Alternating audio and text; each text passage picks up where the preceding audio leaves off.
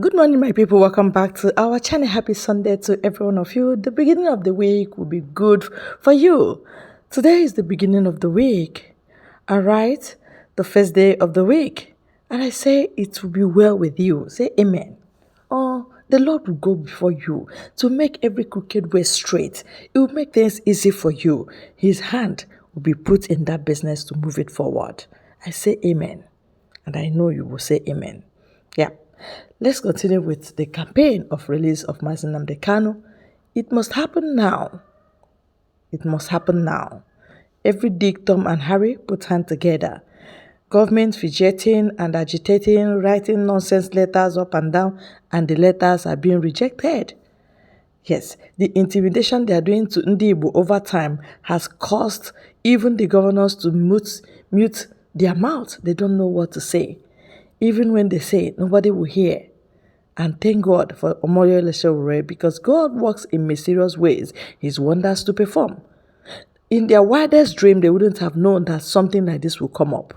And this will go the mile they cannot even envisage. It will go extra mile. All right? It will signal the whole world. And it will put them behind bars. I mean, Nigeria will be trampled upon. Yes, you will see what will happen. Is it not tomorrow? It's tomorrow now. Yes, let's see. Because they have tried to intimidate Sowore. No, that was not working. Sowore is a man of a kind. I wouldn't say stubborn, but he knows his right. And of course, he stands on that. He's still in that Abuja, they're intimidating him. He's still doing what he's doing. You can imagine that he's a real gem. All right? Let's hear this, our Igbo elder. I'll be right back. I believe that there will be cooperation because we all want to see a better judiciary. A better judiciary is for the benefit of the entire nation.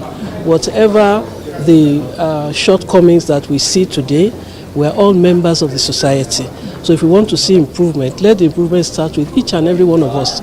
And I believe that by the grace of God, at the end of my tenure, we will have a judiciary we can all be proud of. In all these circumstances, has Nnamdi Kanu done anything that is almost 1% of what is going on in the rest of the country?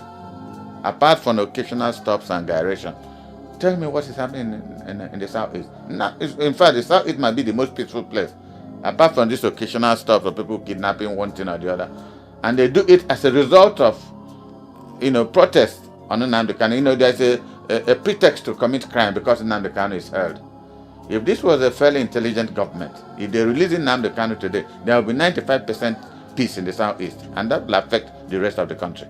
Of all these governors, only Soludo of Anambra said had gone to DSS once to see him, if I'm not wrong, about a year or 2 years ago. He's gone there to see him, and after that, maybe his colleagues advised him not to get involved. Why are they afraid? The young man is very popular in the Southeast. Let me not extend it to the rest of the country. If Nnamdi Kanu comes out today, Igbos will do 90% of what he tells them to do. To the interest, not just in Igbo interest, but Nigerian interest. Because what has he spoken about in the past? Mistreatment of his people. And if that is continuous and the rest of the country don't want the Igbos, then let them allow them go. This is the summary of what he's saying. You can't be shorter than me and be taller than me at the same time.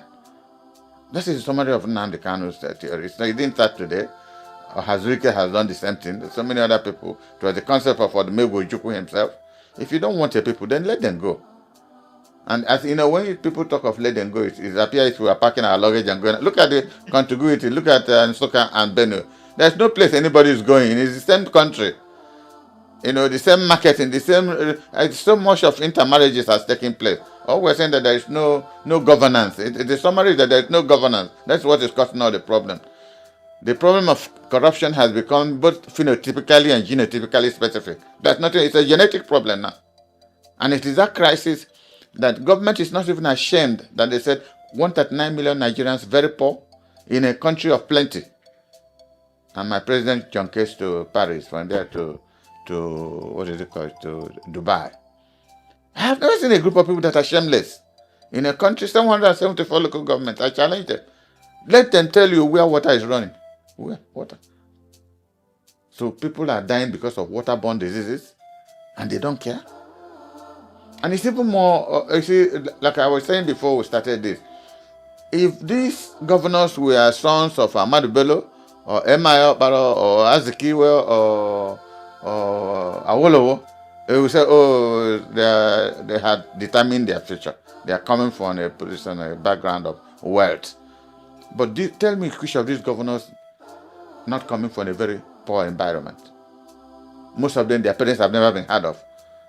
Most of them, when you hear the history of how they managed to go to secondary school, and finally God bless them, they become governors. So what they are paying back to society is stealing up money. I was telling somebody this morning who confronted me, damn, what do we do? What do we do? Lead a democratic revolution. I said, I don't have the resources. I can't. I've been in PDP, not even director, because I won't comply with what they said. Yesterday we had a National Reconciliation Committee meeting. Out of 25 members, only 8 were there. So it means that part of those who have joined APC, majority are coming out from PDP.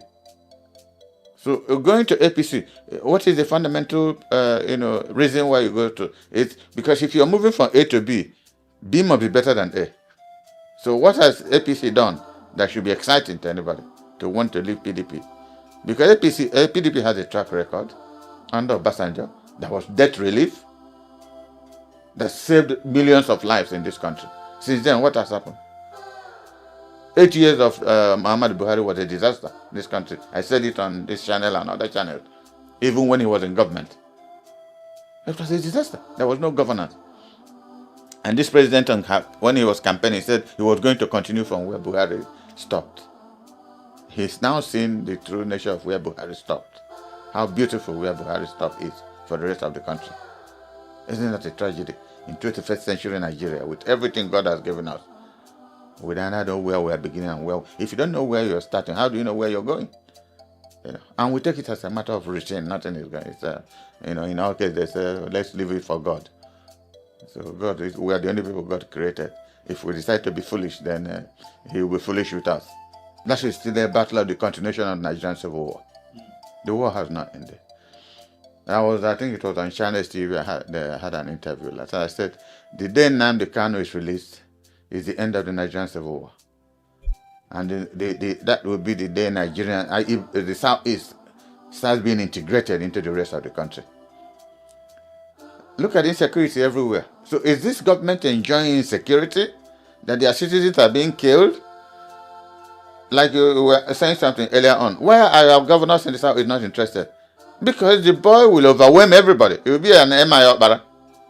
The people worship the name Nnamdi Kanu in the Southeast because he represents the summary of their struggle from before the Civil War, and thereafter. That's how they look at him.